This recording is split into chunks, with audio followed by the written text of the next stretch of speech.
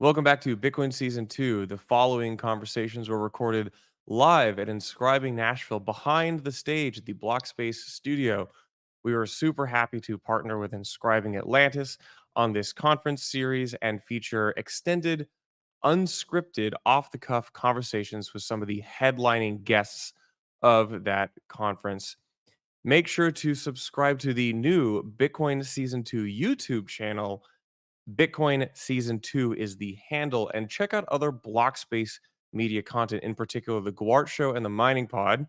If you aren't already, head to blockspace.media to subscribe to our newsletter featuring ordinals, runes, Bitcoin mining, Bitcoin tech content, and insights. We are doing a lot of cool stuff in that newsletter over the coming couple months. And make sure to check out the Blockspace social media. We will be announcing some things, including a conference here very soon. But without further ado, let's get to this interview. Welcome back to Bitcoin Season 2. I've got Udi Wertheimer here. Hello. Pleasure to be here. Yeah, magician, provocateur, main character of Bitcoin Season 2. I think I actually have you to thank for the idea of Bitcoin Season 2. For the name? Yeah, did you come up with this? I think so. You never know. It was definitely someone on the team. I think it was me. Yeah, I'll give it to you. I was talking to Erin yesterday, and she said she did Hell Money Pod Season 2. So it's a bull market for seasons right now. It is. Up and to the right. Yeah. From 1 to 2. Yeah, but I feel like you and I have had somewhat similar histories in Bitcoin, although you're much more prominent and salient. We both got in a while ago. But what was your experience going from like the online shit poster, nerdy guy, Bitcoin talking r/Bitcoin to out there in the person, Udi, as a real public figure? What was that like? When did that happen? I mean, it didn't change. I'm still the shit poster that I was before. I'm just, I guess more people are reading it now. Probably, man, I don't know, probably around 2017. So that's the thing. I got known as like this Bitcoin maximalist, and now all of them hate me, but that's how I got, that's how people got introduced to me, I guess, right? In 2017, there was this entire like ICO scam bubble, and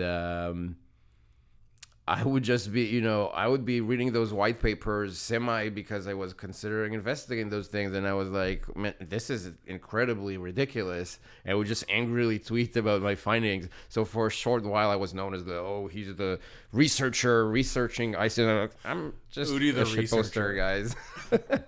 And exactly, yeah. And I think, by the way, and I actually think I personally fell into the trap of like believing the anti-scam hype too much.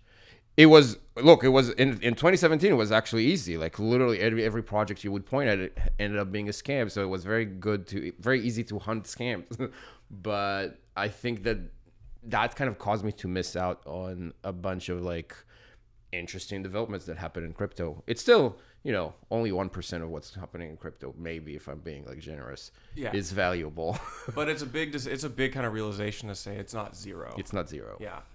And then it's funny because you say 2017, because I would say like modern Bitcoin maximalism was not really codified. It hadn't kind of reared its head by then. Because I would say like I even describe myself as a maximalist through 2018, maybe even 19. Right. Yeah. And then it began to feel different. I think 1920 is when it started being like a very wrong position to have.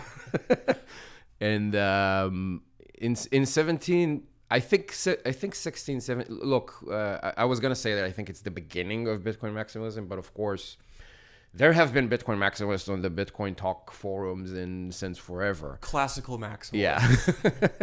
Yeah. But I think that 17 was, it just got kind of popularized, and it did come from good intentions at the time. So people were literally trying to kind of protect their friends from making terrible investments. And I think, because it was right? And at the same time, you had the block size wars, right? And that had like a kind of a winning side too. So you add both of those things together, and you ended up with this group of people who felt incredibly vindicated, you know, and that they can do no wrong. And then COVID. And, yeah, yeah. And that, you know, so it started from a path that was, I think, it started very positive and I think very intelligent, even from some people, but it stopped interacting with the real world at some point, and then went crazy. Yeah. And then did you like have a thing, like a professional endeavor in Bitcoin at the time? Or was Taproot Wizards really your first like venture? It's definitely my first company, you know. It's definitely, yeah, for sure. In 2016 though, I did get a research gig at the startup Kolu, which probably no one heard of in these parts, but it was a colored coin startup on Bitcoin. We were literally making tokens and NFTs on Bitcoin. Time is a flat circle. Yeah. We're back. Yeah, it failed miserably. I don't think there was a single person who used it in a serious fashion, but it was a thing that I worked on for a while. Yeah. So you shit on NFTs for a little while, reversed this, saw the light, and I've heard you a couple times mention that you and Eric had been workshopping. You, Eric, and Far had been workshopping. Yep. The Taproot Wizard idea. Yep. But on ETH. Right. Did you prior to Ordinals, which showed up out of nowhere, did you like have a plan, or was this kind of a back burner thing? Was this just a collection? Was it part of this bigger vision? Prior to Ordinals, what was this? Yeah, so, you know, I was fading NFTs since 2014. Right? And I was like, I remember being like very mad at the concept, like way before they were cool. And then as they were getting cool, I got even more mad, obviously. But I only think I realized that there's interesting value when I saw how passionate people were about, you know, like doing whatever it takes in order to get, like, you would go on YouTube and watch like this boring tutorial about installing MetaMask and setting it up. And those are things that I, as a longtime Bitcoiner, have struggled with, walking people through the onboarding journey to self-custody with Bitcoin. You know, my success rate has been like maybe like 2%. I don't know. I've talked to every single person I know and don't know about how to do it. And everyone's like, I'm not doing this. Yeah. And then the NFT stuff comes up and people are so passionate about it that they just swallow it up, all of that self-custody content. They go out and do it. And I was like, what? You know, maybe that's a way to get to another generation of people and get them to integrate at least some of the values we care about, if not all of them. And it just made sense from that point of view. And we also saw some really strong communities, right? That end up like, you know, manifesting whatever goals they have into the world.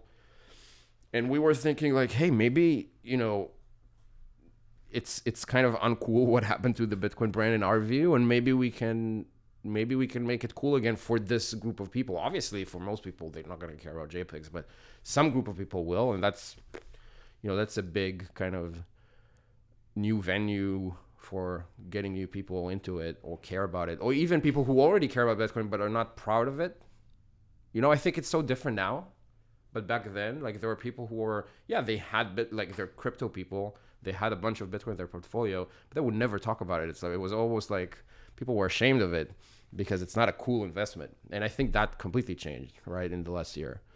And did you have this idea that you were going to, from this NFT or now Ordinals collection, hire a bunch of engineers at the time?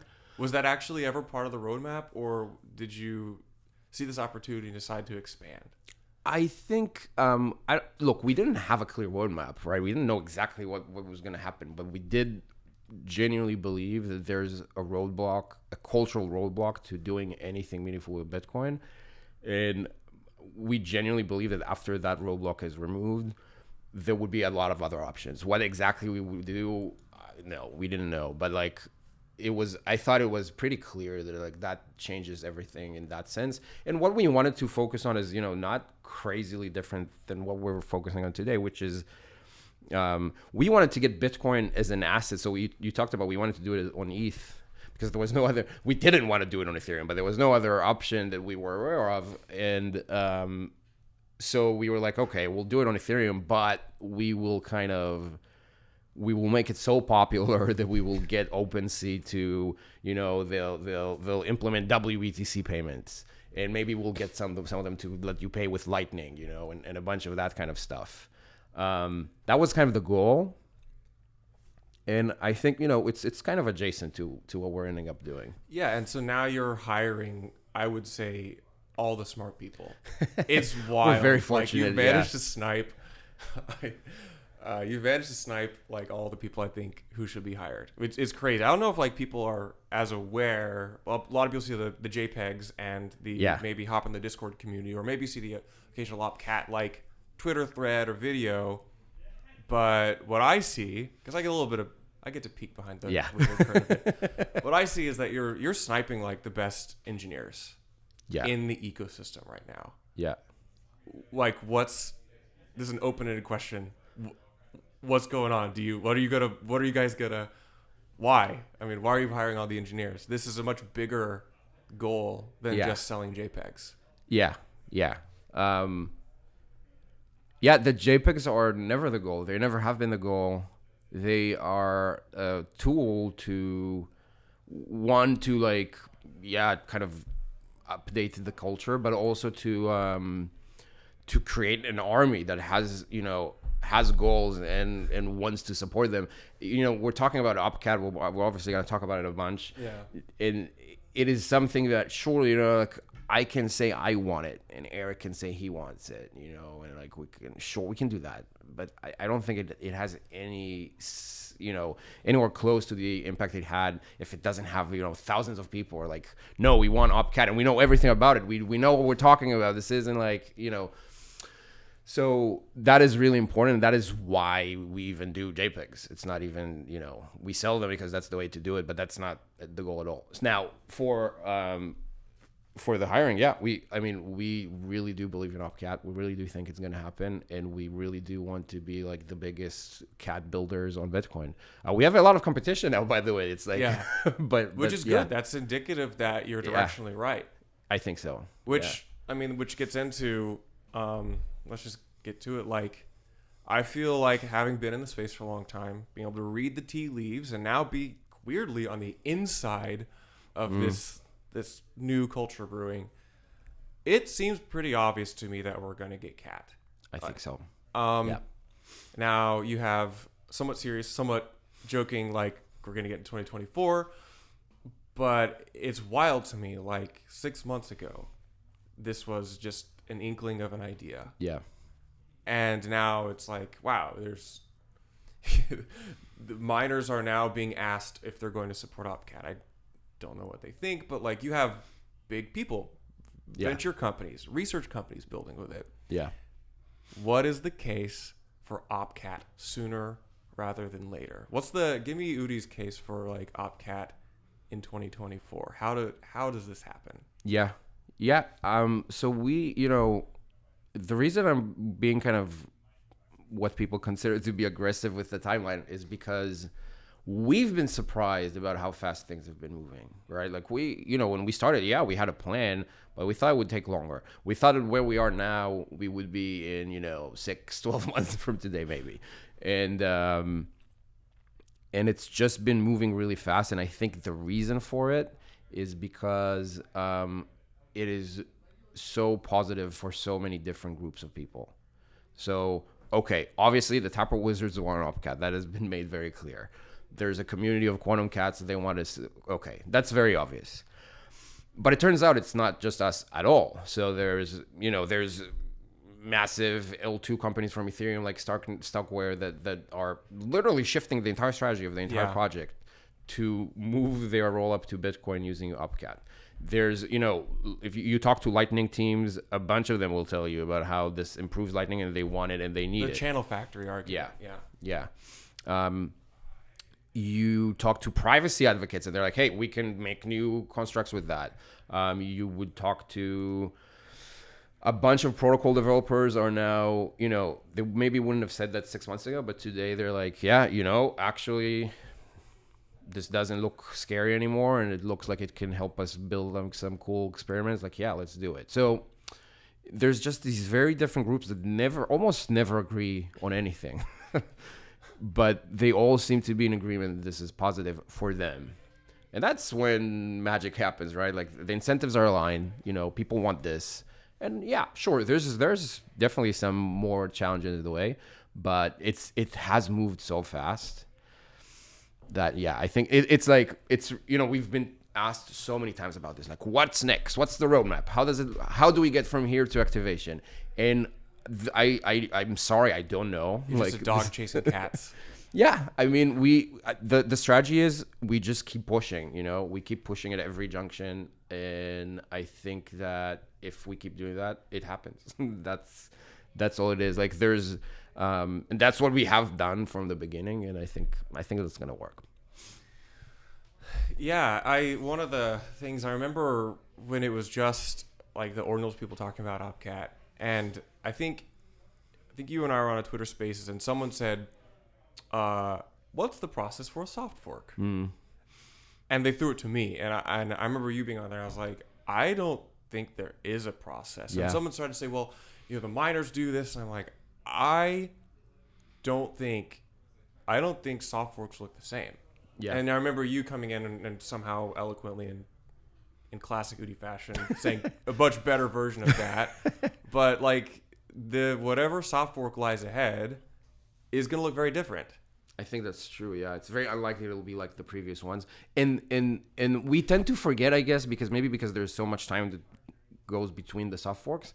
But Taproot wasn't like SegWit either, and SegWit wasn't like CSV before it, and CSV wasn't like CLTV. I think it was. Anyways, I called them the lightning forks. Yeah. So. Yeah, they literally change all the time. I don't know that there is a clear process, and even if it wasn't OpCat, if it was something else, it would also have to look differently. It's just the way it is. And honestly, almost every time you kind of have to reinvent how to make it happen.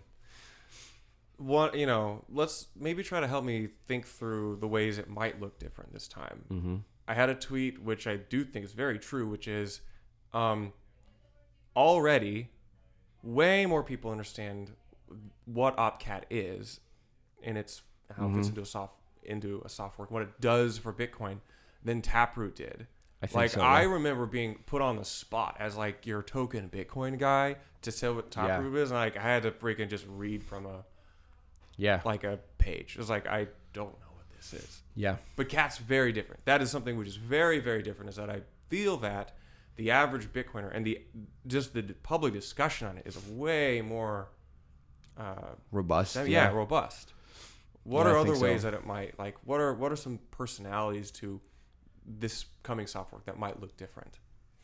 Yeah, well, really what changed is Bitcoin as an ecosystem, as a community, or whatever we want to call it. It changed dramatically since early soft forks. It even changed dramatically since Taproot. Today, it's a multi-trillion-dollar asset, or almost 1 point something. Yeah. And it is adopted by institutions. There are ETFs trading each, many billions in inflows and so on.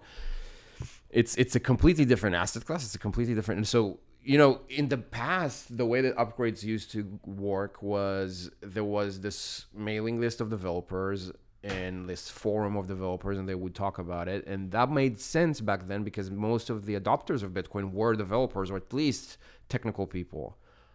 They understood deeply how it functioned, which is not the case today. The vast majority of Bitcoin holders would not be able to explain to you technically how it works, and definitely not the small, explanations about soft forks and so on. So the conversation has to be different too. It cannot be a conversation between 10 developers because they don't represent the Bitcoin ecosystem anymore.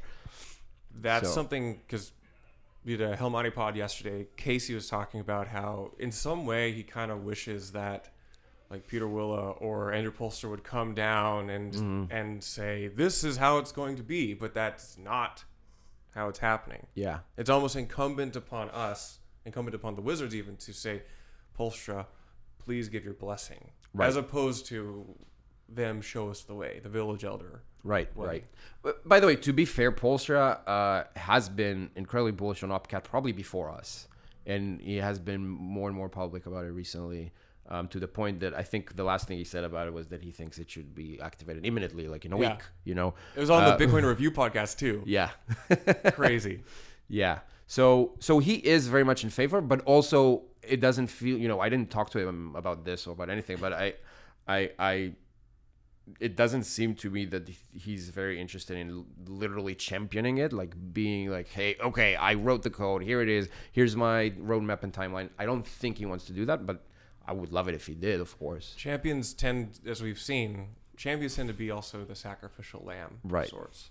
Yeah. The Jeremy Rubin story. Yeah. He's only just now getting back Yeah. into more of the public eye. Yeah. It's terrible what they did to him. Yeah.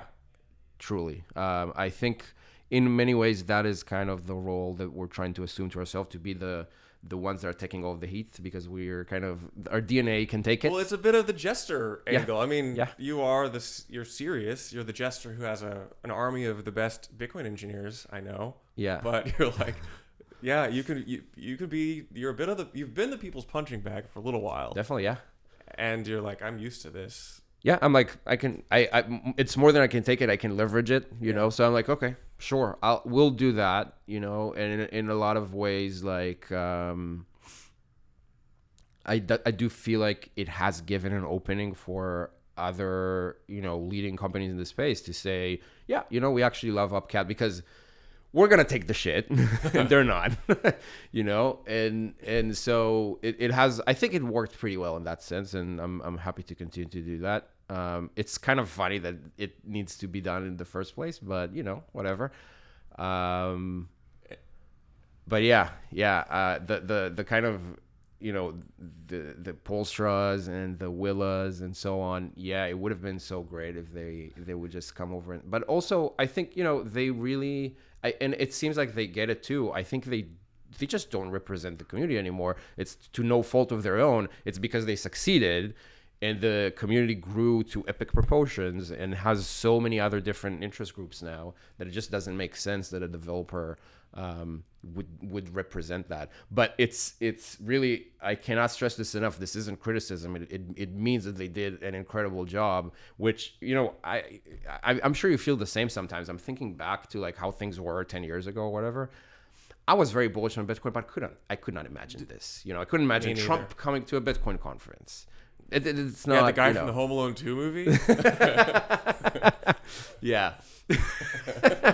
No, but you know, the president talking at a Bitcoin conference, this becoming like a national issue. Just the vastness, the ETFs, it is. Yeah, I was bullish, but I think it was unimaginable, and to a very large extent, it's obviously thanks to the work of those people who did this so many years ago, and they had a lot more conviction than I did, but we're just at this point now that it's a bigger, you know, it's a much bigger tent, so it's going to be a different conversation, I think. It is a much bigger tent, and you guys throw some pretty fun parties in this big tent. We try. I think this is one of my favorite angles of the Taproot Wizards. Is you're not afraid to breathe some life into the Bitcoin social scene. Yeah. It has to be fun. I think it comes from a place of like, I've always been like that. That's always been my personality. Like, whatever, we can do serious things, but we need to have fun doing it. Because I don't know how other people manage to do this one thing for a decade if you're not gonna like spice it up a little bit. So that's just my personality, I guess. But also I think I think it was missing for people, you know. If you look, I have a lot of criticism for Ethereum and other stuff, you know, and it's okay, and I enjoy that. But you know, throw some banger parties. they do, you know, they have good parties. The events are fun, you know. Vitalik goes on stage within a unicorn outfit and dances or whatever, and people make fun of that. But it matters, you know. sure, it's dorky and it's stupid, but the vibes are important. And honestly, this, there's a really interesting discussion in crypto right now about meme coins versus the fundamental coins and the tech, And I think it's to me it's fascinating. Eventually everything will go to zero, but it's a fascinating kind of battle of worldviews. There is when everything goes up, it's very easy to be like, oh yeah, it's going up because it's valuable. Yeah, because it's the coin with the whatever with the hats is gonna be like the biggest, like it's a paradigm shift. It's very easy to believe that, but then when the price goes down, and it inevitably goes down, it has to. When the price goes down, what happens then? Are people still gonna be excited about the hat? If the price is red, I don't know. Maybe, I don't know. I think that the absolute best projects in crypto, and Ethereum is an amazing example of an ongoing chain that's still being developed and has been actively led, right, for its entire existence. Vitalik is a leader not only of the technical aspect, but of the community for Ethereum. And he managed to, like, one of the hardest things is to keep people excited in the bear markets and to keep people building and to keep people's convictions. And I think he did that by combining the technical with the memes. He was really good at doing both. What we see a lot today is a lot of teams that do one side. And the meme side is kind of winning for now, but I think that is because we're in a bull. We're in a bear. They're gonna have a real problem, because how do you get people to continue to care about the hat when there's nothing else and the price is down? So what do you do? So I think he did an amazing job. Really, I don't think it's appreciated enough to create and sustain this community over such a long time, and in terrible bear markets. Man, ETH went from was it several thousand to 90? Yeah. 2017 was. I thought over. Bitcoin was down bad, but Ethereum was. Yeah. Look, and I went to a couple of Ethereum conferences at the time to kind of sample how people were down, but they still can't. They were visibly unhappy, but also they all came together and they figured it out. The community did not dissipate, which is amazing. And I think there was a similar thing with Solana in the recent, after the FTX stuff. A lot of people would just look at the charts, and the charts looked horrendous. But if you were paying attention, you would know that there was a community that is not giving up, which is rare. Usually it goes down and they disappear. So I think if you combine both of those things, the memes and the tech, maybe there's a chance. But you need to have hired the best engineers. I want to give you a chance to shout out your team, which is pretty remarkable. When Cypher and I remember when Cypher and I were seeing that, it was just you and Udi, or you and Eric, and I think Tyler. Yep. At the time, we were like, who's in and Far, of course. Far. He exceeds Taproot Wizards. Yeah. So when we were like, who's gonna be the CTO? We put a list of people together. We're like, well, you could get this person, you could get this person. Neither of them would ever work for this type of company. The only person who do that, who has the technical chops, would be Rindell, but he would never. How in the world have you attracted the Rindells of the world? And yeah. So yeah, we do have an amazing engineering team. As I'm talking to you, I'm trying to think. There's probably some we don't know about yet. So I don't know who's public. Yeah. So but I think what's public is Rindell and Cypher. They're both amazing. And we've been really fortunate with both. The Rindell, what's really amazing about him is that he's not only a very bright and capable engineer and an engineering leader, he's also very, very good at communicating. Yeah. Incredibly good at Probably better communicating. than anyone else at the company. Yeah. Seriously. Because me and Eric are high and drunk half of the time. We can't. No, that's not true. But Quarter of the time. but we sound like we are. Yeah, exactly. And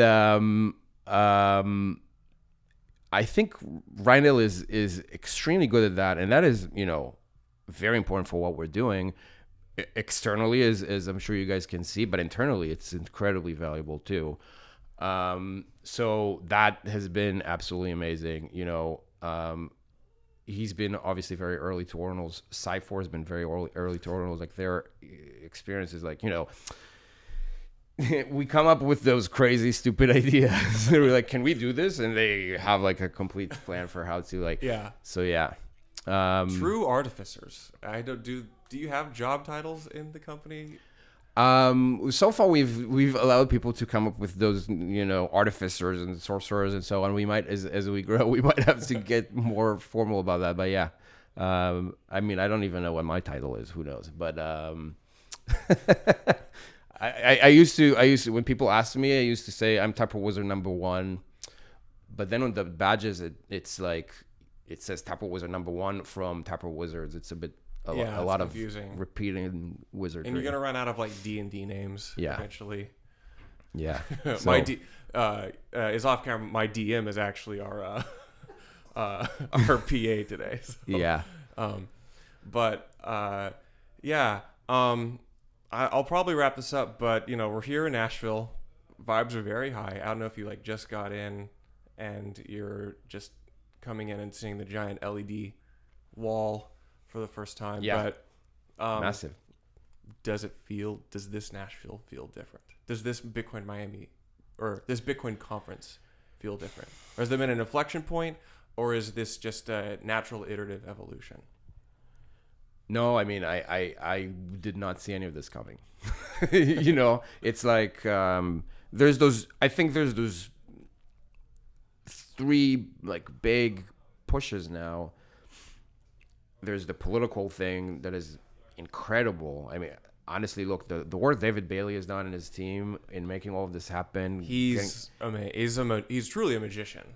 It's insane. Yeah, it's insane. And I've gotten a glimpse at the process, and I don't know if people realize how much work and how much time and how much planning and what goes into making something like that happen. This is not, I text someone and he happens to know Trump, so we make it happen. This is a complete operation. I haven't seen stuff like that in Bitcoin. So that's amazing. There's the ETF narrative, which I think is continuing to be pretty strong. When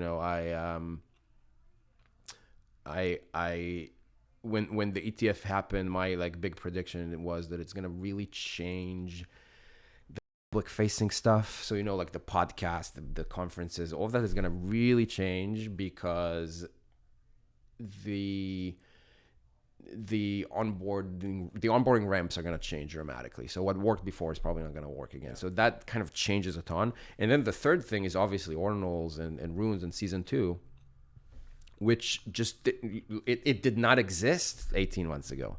It did not exist. It's from 0 to way more than 1 at this point, and it keeps growing. We're hearing about new new fundraisers and new it's so much money. I don't think people wrap their heads around that. Finally, the money from Web3 that went into crypto, it's actually being deployed into Bitcoin. That's huge. And it was it's one of those. It was so silly not to do it. It was not. And honestly, I love shitting on Maxi, so I'll do it again. There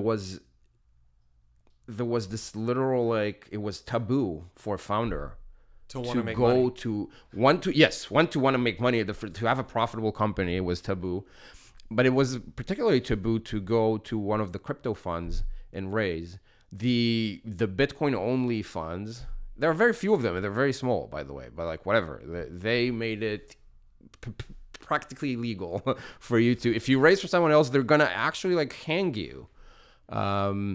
And the people leading those funds would go after founders from raising from other people simply so that they can get better deals, so that they don't have competition and they can devalue these companies. It's honestly, it's disgusting. And it worked for a while, and now it's done. So because now there's this, it's obvious. Like everyone wants Bitcoin exposure in their fund. There's no fund that doesn't want to have exposure to something Bitcoin related. So that's a fantastic time to build. And so it's the death knell of the monoculture.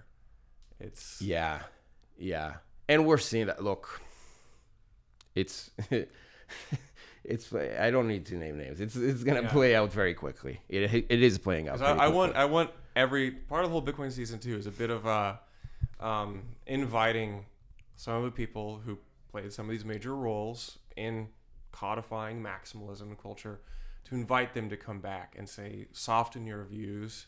We want you to enjoy Bitcoin with there's so much opportunity for these guys. Yeah, I was like, you can make money, like, and impact. Take a shower. Take a shower. You're absolved, and buy a JPEG, and come and enjoy. Bitcoin's fun again. Like, you actually deeply want this. Yeah. I think it's funny. A lot of it is I think literally personal. I think that if it wasn't me and Eric with the Taproot Wizards, if it was some other duo, then I think a lot of maxis would actually like ordinals on day one. This was my whole point. Like one of the first things I thought, talking to Casey early on before JPEGs became the main narrative, I was like, oh shit, like numbering Satoshis, I can collect like Satoshis. Right. That's so cool. I thought that was the most hardcore Bitcoin thing ever. Yeah. I thought this was obvious and intuitive. Yeah. Path Dependent said, no, you guys threw your wizard on chain and we never looked back. But I think it's both. Yeah. I think it's both. I do see some. I have seen a bunch of like really, really OG Bitcoiners that have been buying some of these rare sats just so the ancient whales. Bitcoin whales, because they, for the same reason of you, like they're like, oh, this is an actually cool event. Maybe I remember it because I was there even, and I want to. I've seen that. I do think it's a thing that at least some people are like. The way we tried to explain it too, but with it's obviously very similar with Taproot Wizards. It is a love letter to Bitcoin. At the end of the day, we've all like. This is one of those amazing things. We've managed to build this team where almost everyone has been in Bitcoin for a long time. And we just, want to express that, So that is a way to do it for us. And I think a lot of other teams have found a similar way to express it. And collecting those things is a similar way to express it. So, yeah, I actually think so. I think if it wasn't us, at least some of the maxis would be more open to it in the beginning. But that's part of the fun. So it's okay. Yeah. I really enjoyed this conversation. Same. We can wrap it up. Any calls to action, anything you want to get out there? This probably goes out in about a week, maybe. Look, go learn about BIP420, about UpCat. Add BIP420 to your Twitter name. That's really important. It makes a difference. People can, by the way, we haven't talked a ton about UpCat and what it does. Hopefully people already know, but I really do think that it's going to be like this step change in what you can do on Bitcoin. I think that similarly to how Ordinals and then BRC20s and then Runes were those like three big protocol experiments that happened on Bitcoin, and each of them had their respective like big hypertension cycle. I think what happens with UpCat is that you have those new protocols on a weekly basis instead of a quarterly basis because the opportunities are so much. I'm getting tired thinking about this. Yeah. This means no sleep for a long time. Yeah. I'm also excited. It means I will have no short supply of guests and things to research for this podcast. Yeah. Well, I'll probably do several deeper dives on UpCat. Fantastic. On this podcast. Amazing. With the smarter people at Taproot Wizards. You should. The Cyphers and Rindels and future hires. Yep. So thanks so much for coming. Thanks for not suing me for taking Bitcoin Season 2. And please use it as much as possible. Yes. Cool. And see you guys on the internet.